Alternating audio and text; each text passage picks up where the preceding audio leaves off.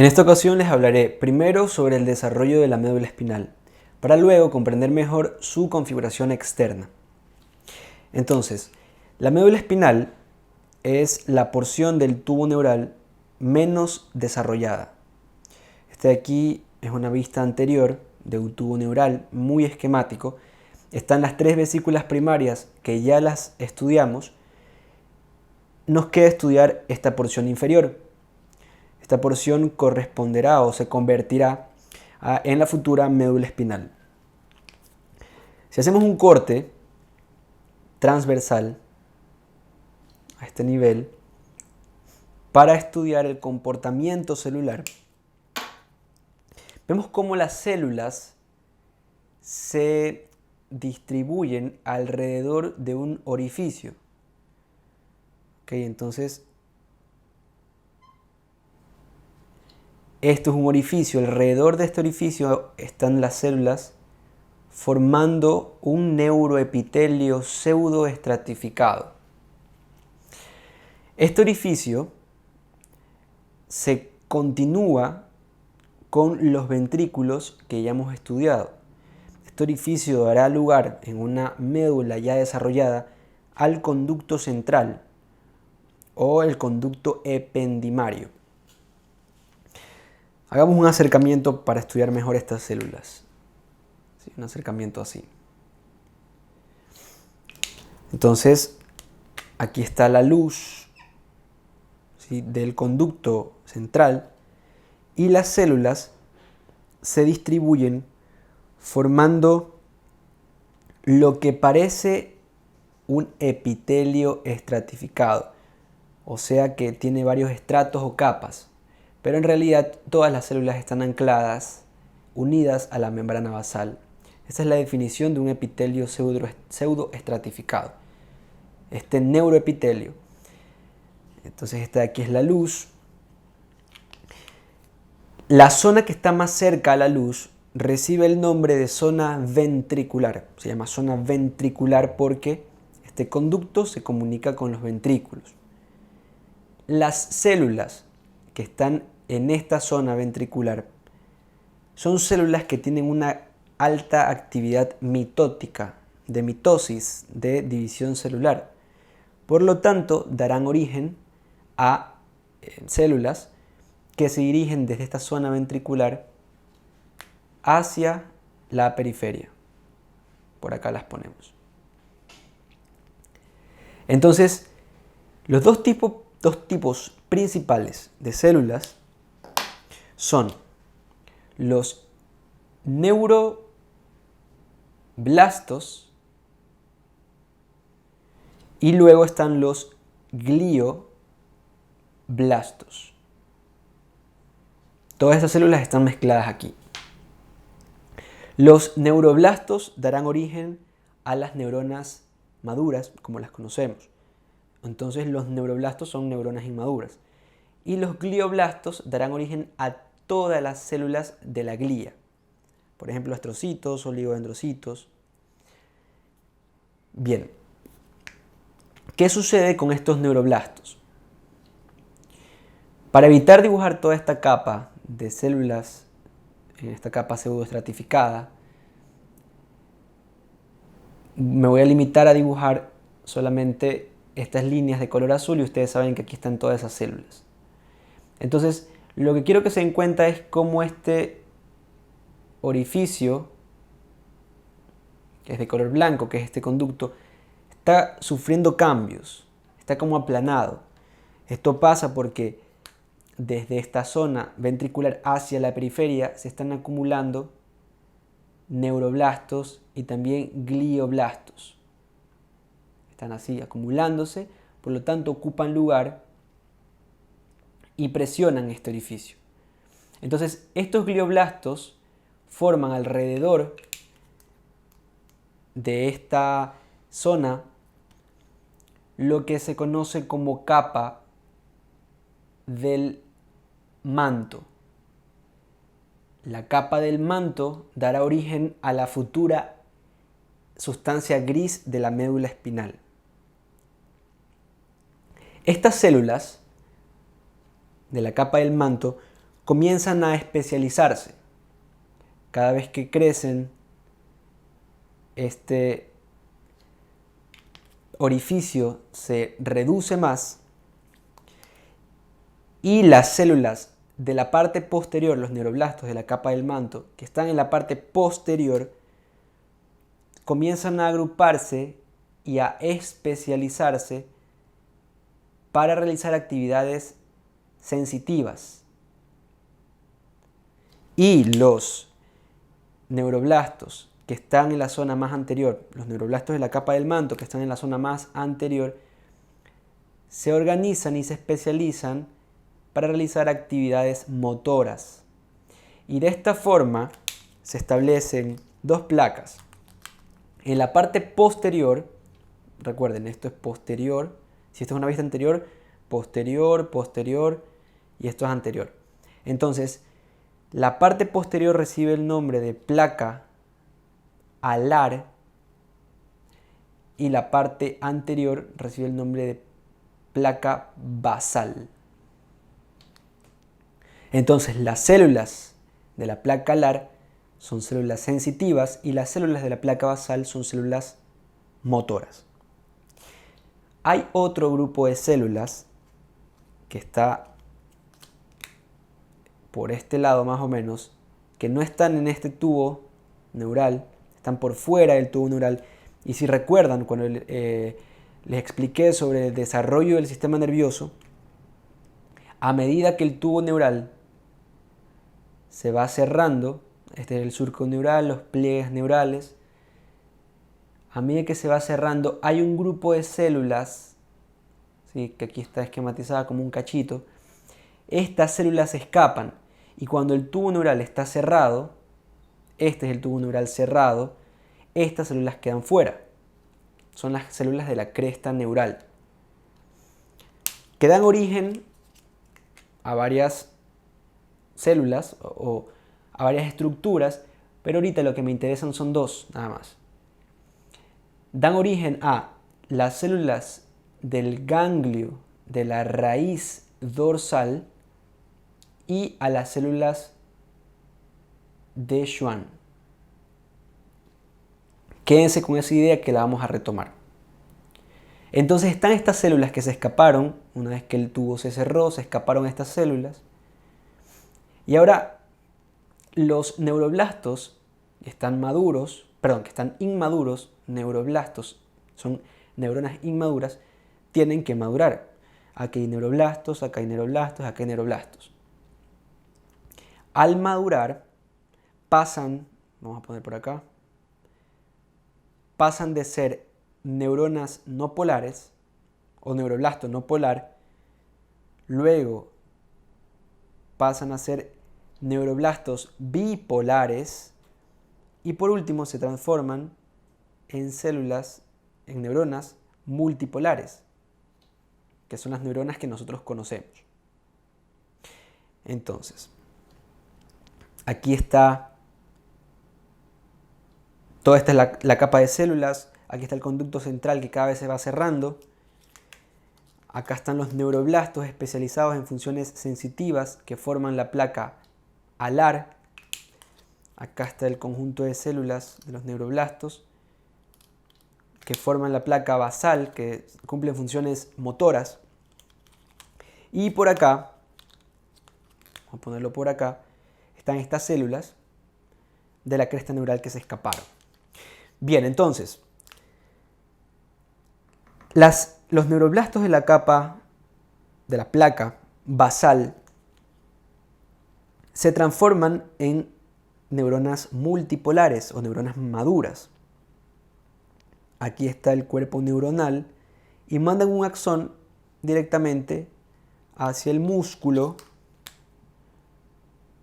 para controlar las funciones motoras, para poder hacer esto. Entonces envía eferencias desde el cerebro hacia los músculos.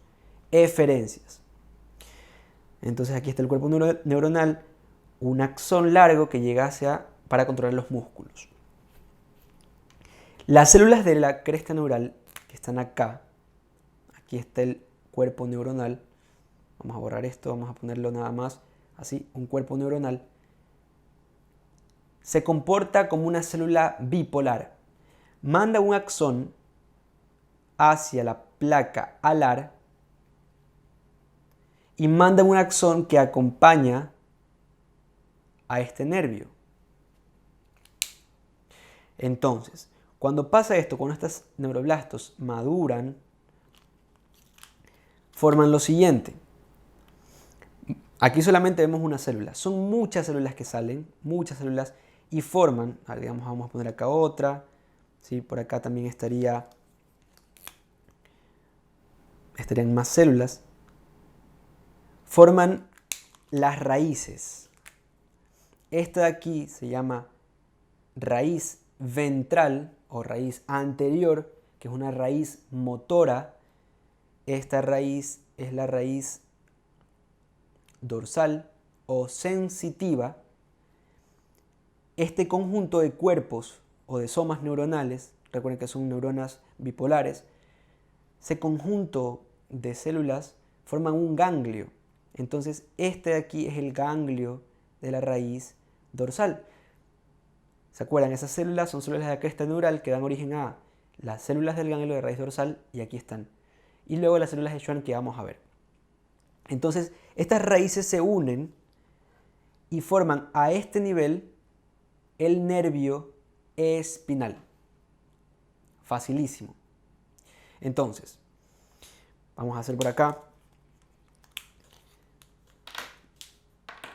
Entonces, esta médula espinal, ¿sí? Seguimos con ese dibujo, ya comienza a tener forma, ya está este orificio casi que cerrado, ¿sí? Hay veces que se ocluye, otras veces no. Y aquí vemos cómo ya va tomando forma la médula espinal desarrollada. Estas células de la placa alar y basal comienzan a tomar forma de H. Algunos autores mencionan que tiene forma de mariposa. Esta zona controla la sensibilidad y esta zona, la anterior, controla el movimiento. Entonces aquí vemos cómo sale de la parte anterior una raíz, ¿sí? Conjunto de nervios aquí, forman una raíz ventral que es motora. De acá sale una raíz sensitiva, bueno, no sale, en realidad entra. Aquí está el ganglio de la raíz dorsal, que es el conjunto de muchas células, de muchos somas neuronales, y luego se unen estos dos. Se unen y forman el nervio espinal. Después de formar el nervio espinal, se divide en un ramo anterior y luego en un ramo posterior. ¿Ok? Las neuronas que están en el ramo ventral o anterior se encargan de inervar las extremidades y forman los principales plexos, plexo braquial, lumbo, sacro, etc. Bueno, son los dos principales. Las neuronas de la raíz dorsal, o del ramo dorsal, se encargan de la musculatura axial dorsal, o sea, la musculatura de la espalda, y también de la piel de la espalda. Esto de acá ya lo estudiaremos a más detalle cuando les hable del sistema nervioso periférico, etc. Bien, entonces, ¿qué más? Vamos a borrar esto de aquí. A medida que se desarrolla la médula espinal, se está desarrollando también alrededor de esta, se están desarrollando las vértebras. ¿Sí? Aquí vemos estas vértebras, cómo se van desarrollando. Estas de aquí serán las futuras apófisis transversas. Esto es posterior, así que estas dos se tienen que unir hacia atrás para formar la apófisis espinosa. Por acá estaría el cuerpo vertebral. Y es interesante porque se forman dos procesos vertebrales que se fusionan atrás. Al inicio son es una vértebra bífida, está dividida en dos. Si es que no logra ocluirse atrás, se produce una alteración que se llama espina bífida, columna bífida. ¿Sí? Eso de ahí, todo eso lo hablo en el video de desarrollo, del sistema nervioso, y sería bueno que pasen por ese video para que no se pierdan.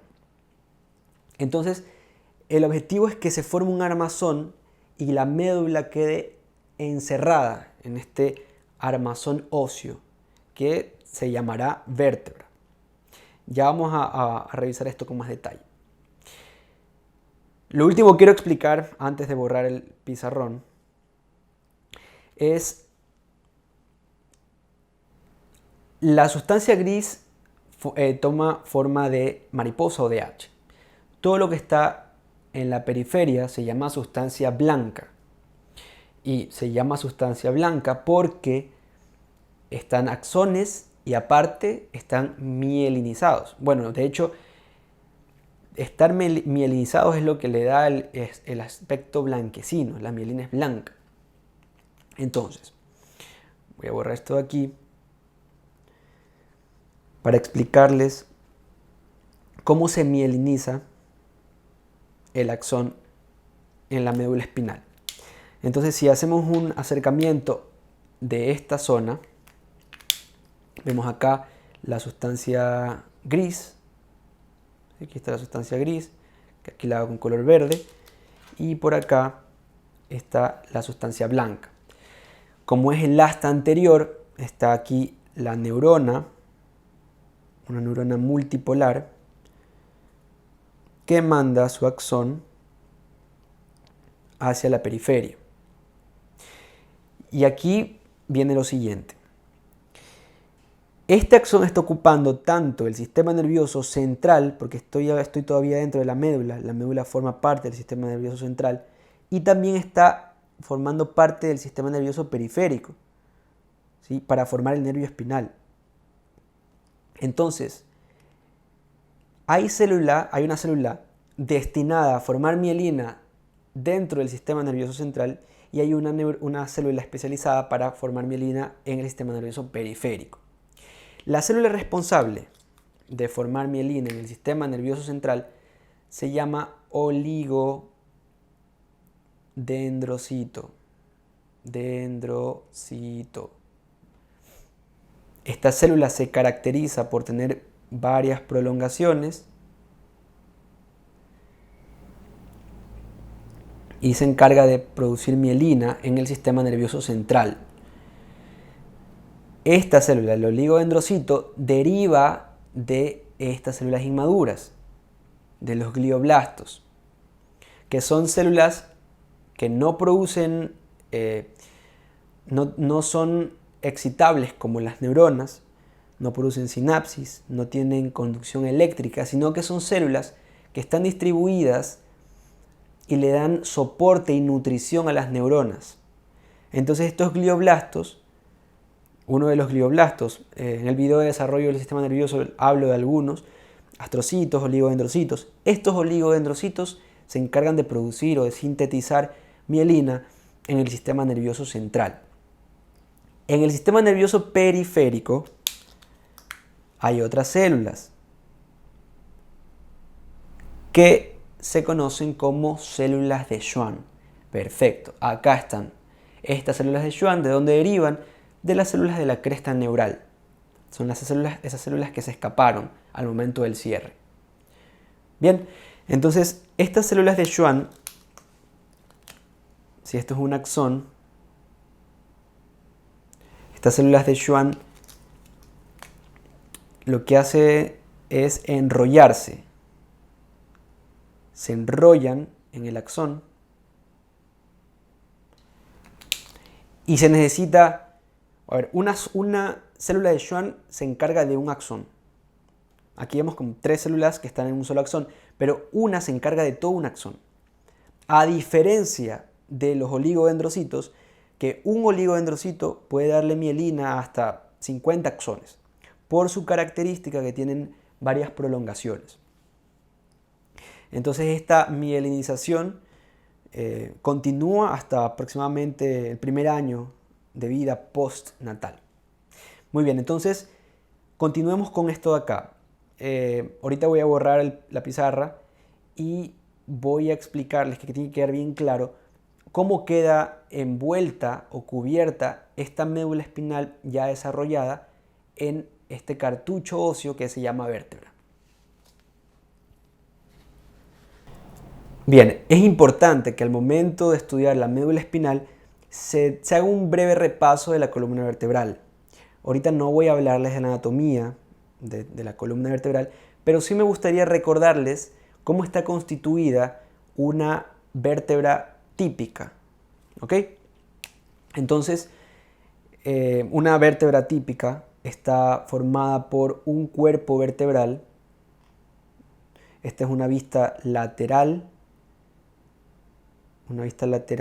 posterolateral de una vértebra, de un cuerpo vertebral. Esto es anterior y esto es posterior. En ese cuerpo vertebral hay un arco posterior.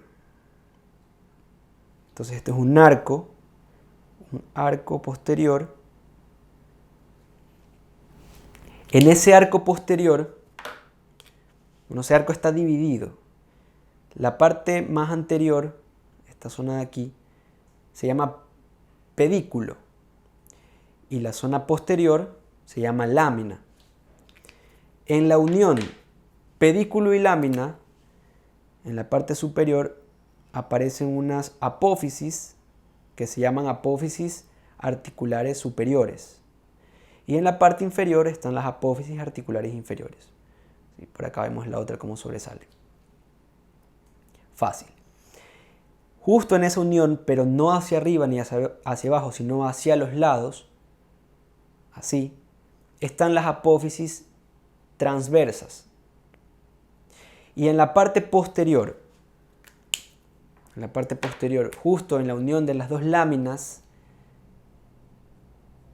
emerge la apófisis espinosa.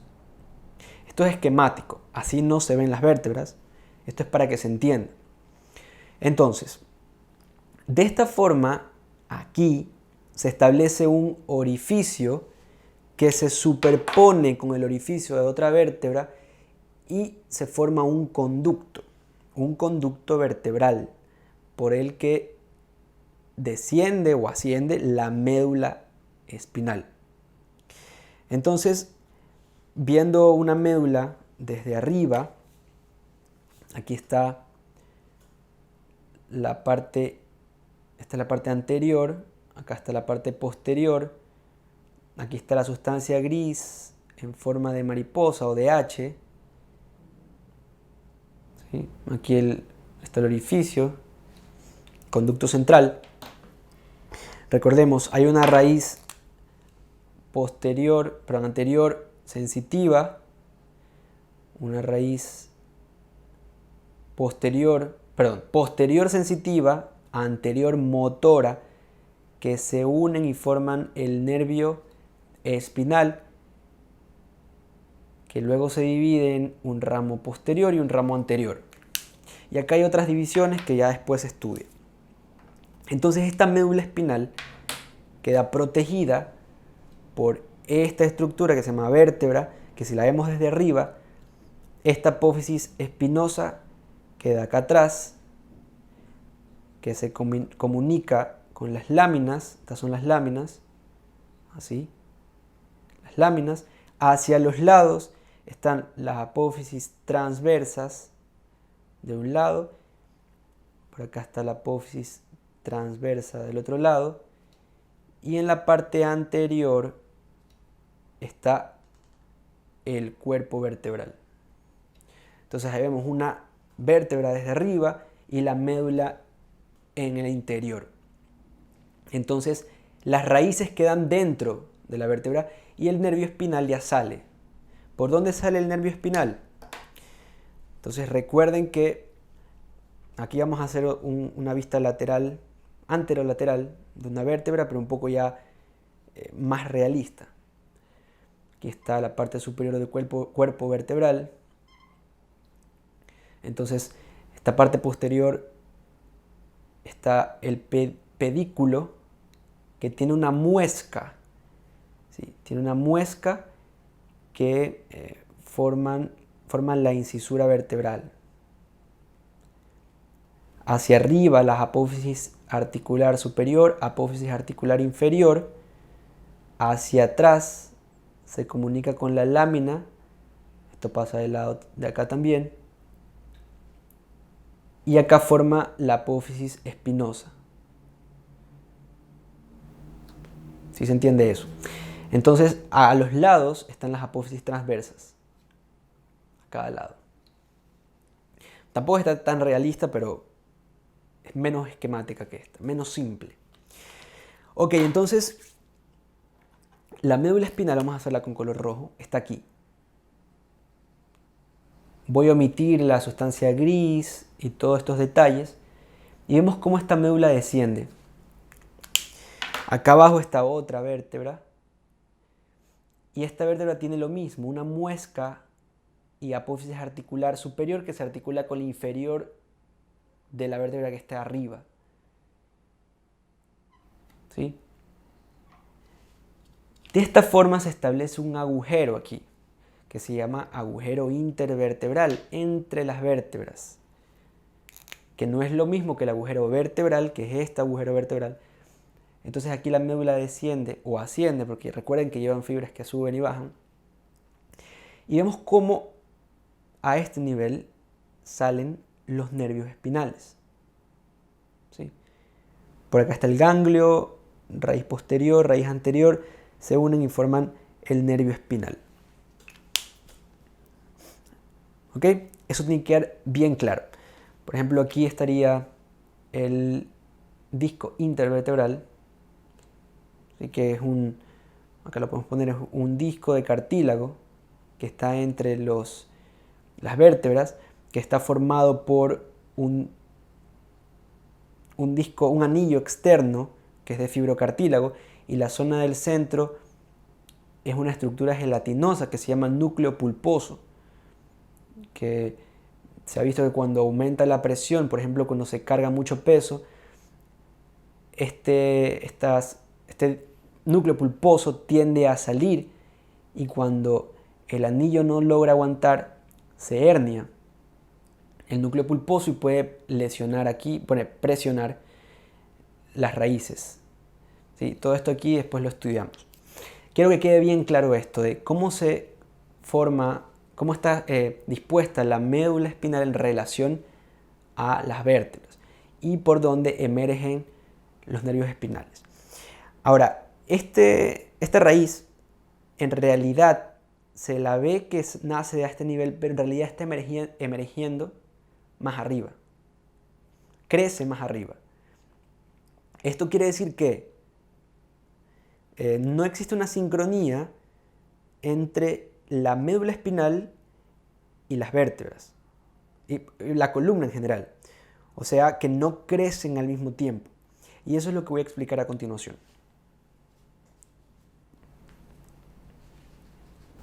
Bien, este primer esquema representa los cuerpos vertebrales durante el tercer mes de desarrollo.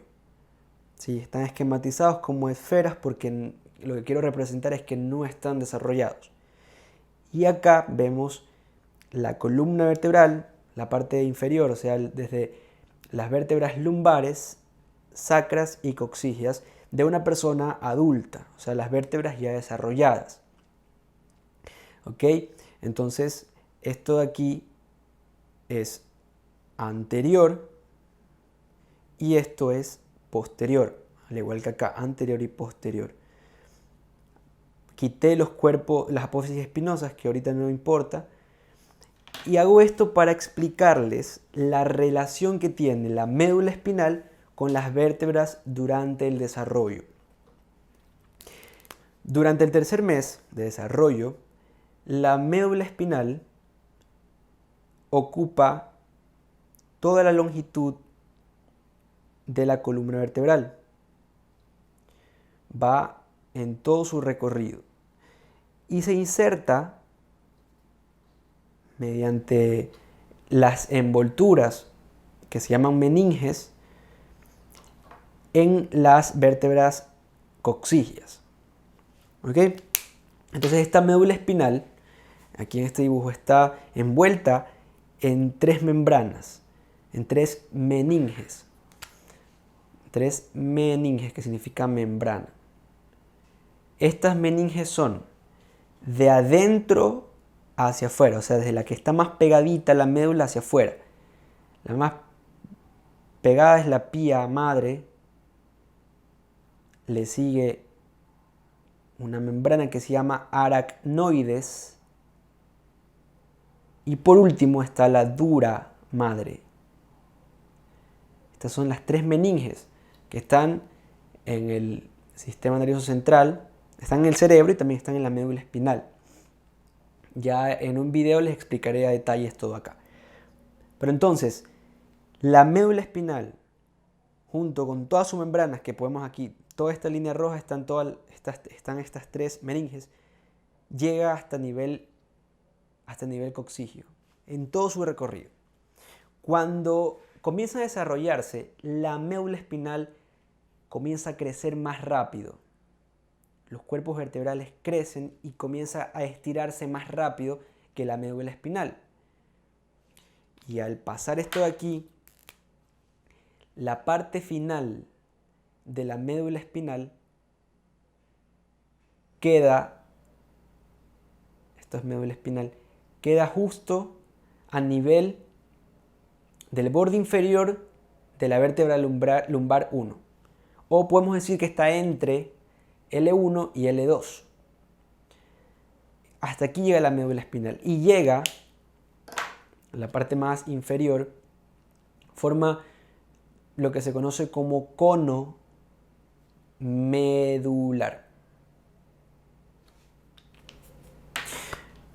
¿Qué pasa con las meninges? Vamos desde afuera. Ahora sí voy a utilizar colores.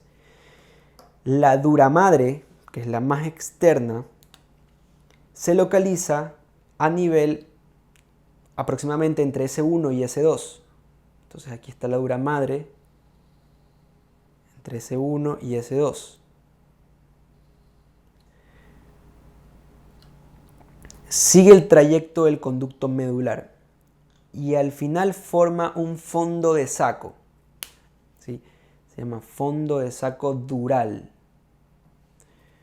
Entonces este es el fondo de saco dural. ¿Qué pasa con la aracnoides? La aracnoides también está a este nivel. Digamos que con este color verde estoy describiendo la dura madre y la aracnoides. La pía madre es una membrana que está envolviendo, está adherida muy cerca, o sea, está pegada a la médula espinal. Y vamos a ponerla con color rojo, entonces aquí vemos cómo está bien pegada a la médula espinal. Y como se pegó también a esta vértebra coxígea, no se suelta. Entonces vemos una prolongación de la pía madre que perfora el saco dural y se inserta en las vértebras coxígeas. Esta estructura, esta pía madre condensada que no tiene médula espinal, se conoce como filum terminal. Filum terminal o filamento terminal. Filum terminal o filamento terminal. Volvemos acá. En el tercer mes, los nervios, ya sean de la raíz anterior o posterior, emergen y pasan por ese orificio que ya lo estudiamos, que se llama agujero intervertebral. Si es que las vértebras, la columna crece más rápido, entonces esas raíces quedan ancladas, así como se quedó anclado el filum terminal. Por lo tanto, vamos a hacerlo aquí con color azul, vemos cómo fibras, raíces que nacen de segmentos superiores de la médula espinal, salen más abajo. Son varias raíces que salen así, en segmentos inferiores. Entonces, ese conjunto de fibras a este nivel forman lo que se conoce como cola de caballo. Cola de caballo. ¿sí? Por su similitud al pelo del animal, del caballo. Cauda equina o cola de caballo. La médula espinal, ¿verdad? Vamos a hacerla así. De la médula espinal emergen las raíces, como ya hemos estudiado, raíces anteriores, raíces posteriores, a varios niveles. Esto hace que la médula espinal quede segmentada. Por ejemplo, este es un segmento. ¿Sí? Entonces, hay 31 pares de nervios espinales, ¿sí?, que emergen de la médula espinal y la segmentan. Es por eso que se considera que la médula espinal está compuesta por 31 segmentos. 31 segmentos, de los cuales son 8 cervicales, 12 torácicos, 5 lumbares, 5 sacros y un coccigio. A ver, lo explico mejor. De la médula espinal emergen nervios. Esto es anterior y esto es posterior. Emergen raíces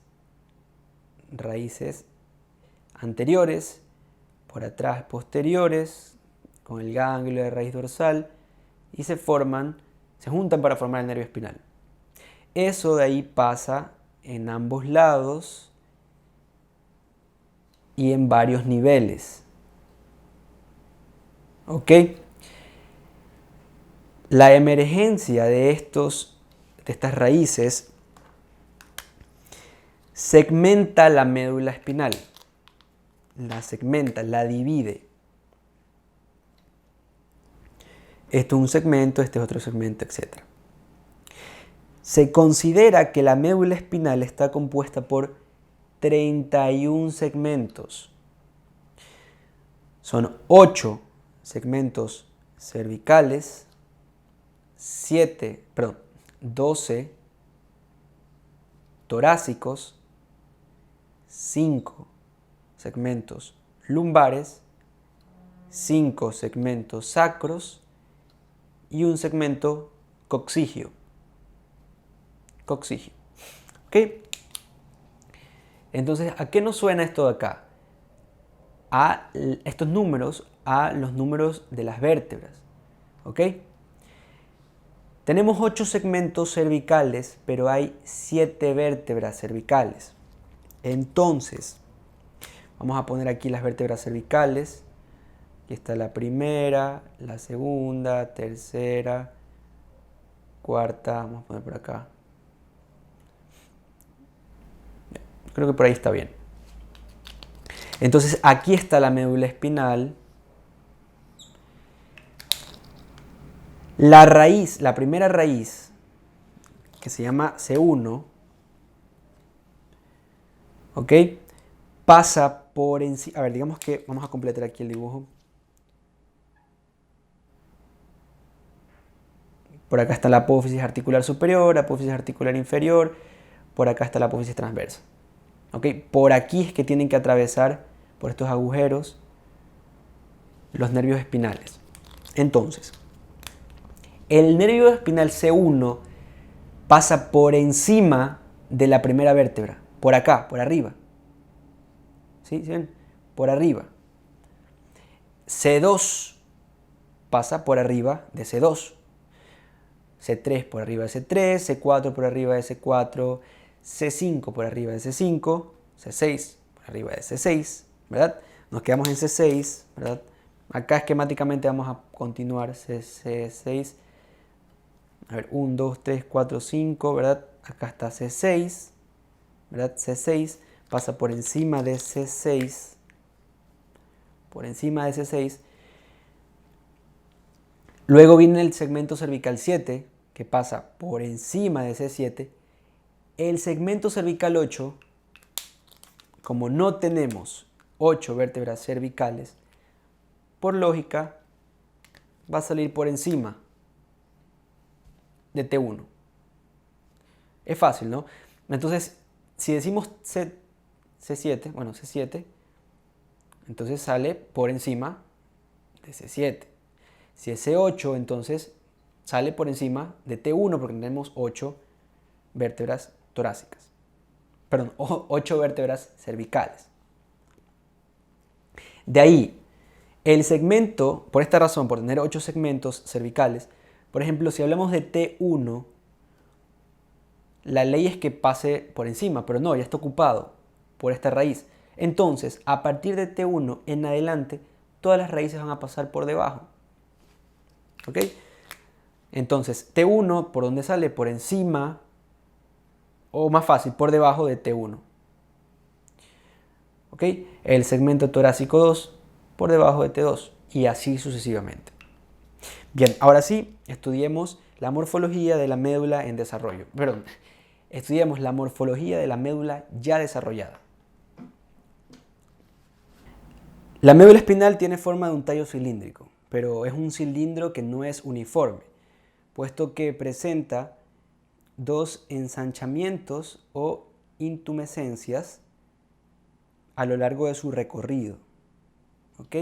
Entonces esta es la médula espinal y vemos cómo en dos lugares se ensancha. Entonces, el primer ensanchamiento o intumescencia se llama intumescencia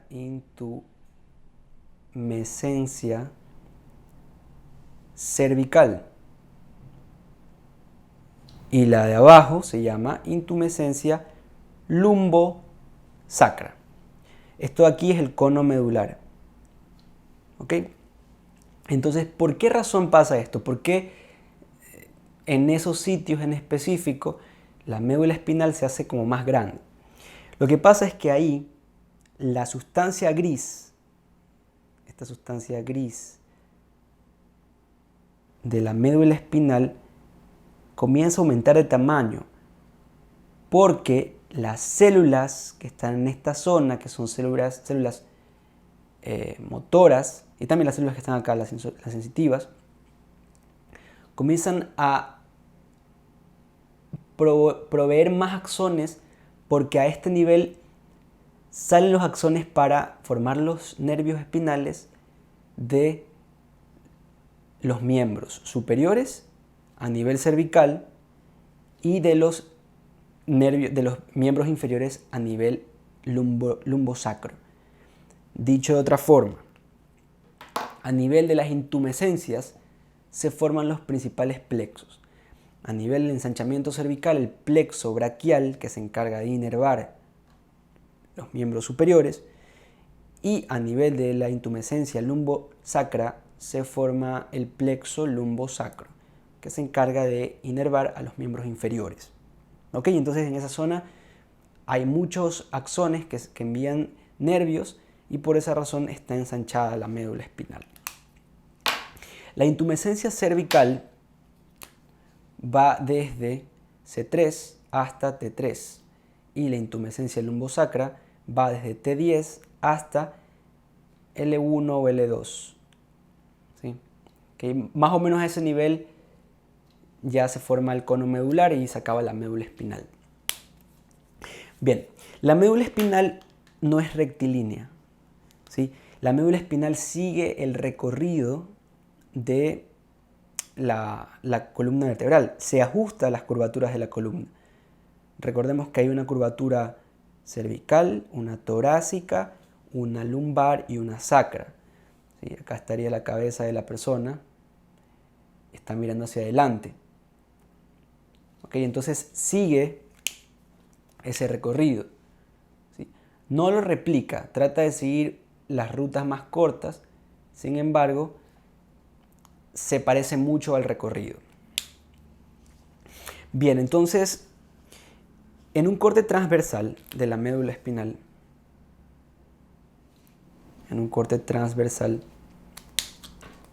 vemos que la médula espinal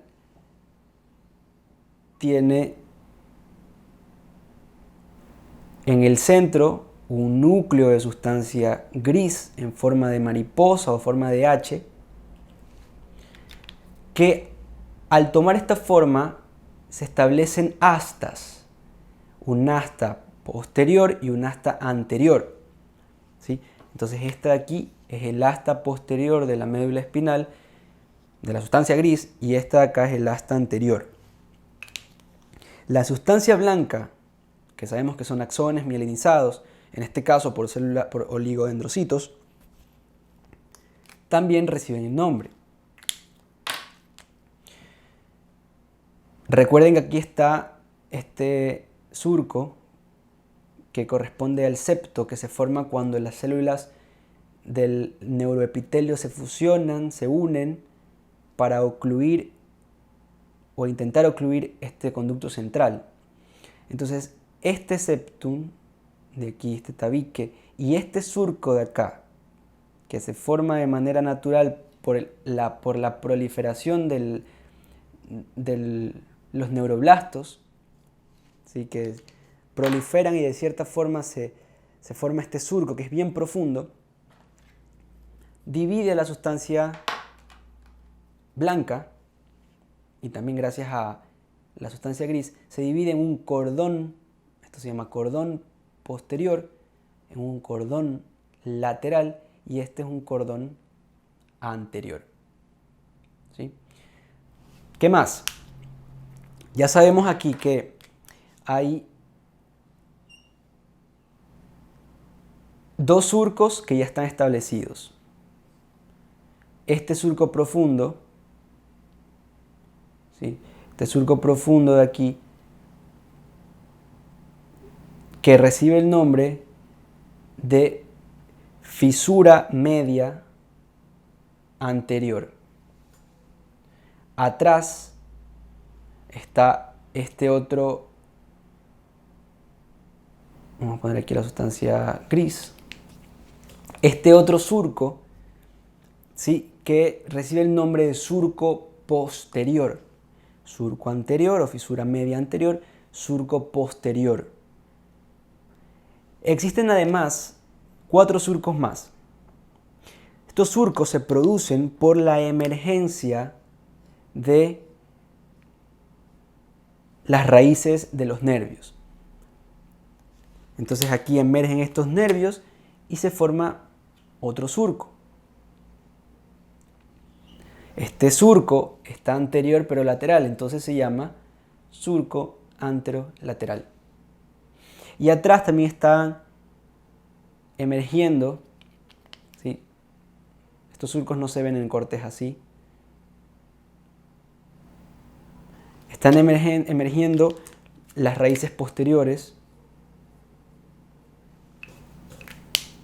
Y está entonces, no lo podemos ver aquí, pero el surco posterolateral. ¿Sí? Si queremos esquematizar los surcos, haríamos esto. Surco anterior, surco posterior. Surco anterolateral, surco posterolateral. ¿Sí? Vamos a ponerlo un poco más afuera. Acá, surco posterolateral. Fácil, fácil, fácil. A nivel cervical, en la parte cervical, aparecen 2 surcos más. Entonces, aparte de los que ya conocemos, anterior, posterior, anterolateral, posterolateral, a nivel cervical aparece un surco más que divide este cordón posterior en dos fascículos. Uno interno que se llama fascículo grácil y uno externo que se llama fascículo cuneiforme, que yo lo he mencionado en otros videos. Otros nombres que le dan a estos fascículos son fascículo de Gol y de Burdach. Gol medial, Burdach lateral, que se encuentran a nivel cervical y que se pueden ver en la cara externa. ¿Sí? Se pueden ver en la cara externa de la médula espinal, en la cara posterior del bulbo. ¿Sí? Entonces, cuando estudiamos bulbo raquídeo, a ver, esto es el pedúnculo cerebeloso medio, pedúnculo cerebeloso superior, velo medular.